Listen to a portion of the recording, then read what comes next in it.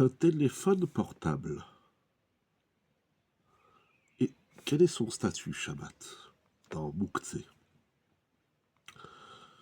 Cela dépend de, de chacun.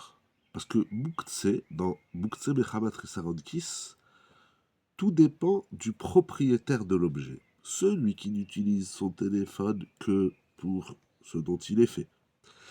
Et il fait attention de ne pas l'utiliser pour une autre utilisation, de peur qu'il s'abîme, alors pour lui, il sera Mouktsé Mechamat Risaronkis.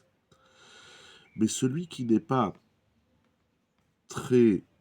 Celui qui n'est pas vigilant, n'est pas rigoureux avec son téléphone et l'utiliserait pour une autre utilisation que celle pour laquelle il est destiné, alors pour lui, il ne sera pas Mouktsé Mechamat Risaronkis, il sera Keli Shimertoli Issour, et donc il aura le droit de les déplacer selon la règle de Keli Shimertoli Issour. Rappelons, Mouktsé Mechamat Risaronkis.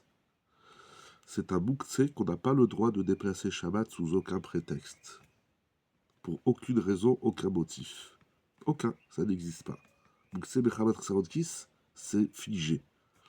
Keli Shebelarto le Issour, c'est un Mouktsé qu'on a le droit de déplacer pour deux raisons. Soit Mechamat Goufo, soit Mechamat Mekomo. Mechamat Mekomo, c'est simple, c'est-à-dire que le Mouktsé, par exemple le stylo, il est sur la table, sur la chaise, j'ai besoin de la table, de la chaise, je peux enlever normalement mon stylo.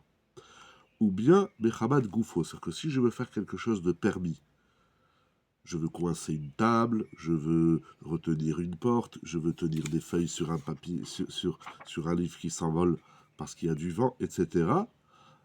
Alors, ça s'appelle Mechamat Goufo, et dans un Keli Shemertoli Issour, on aura le droit de le déplacer, donc de l'utiliser pour une utilisation permise.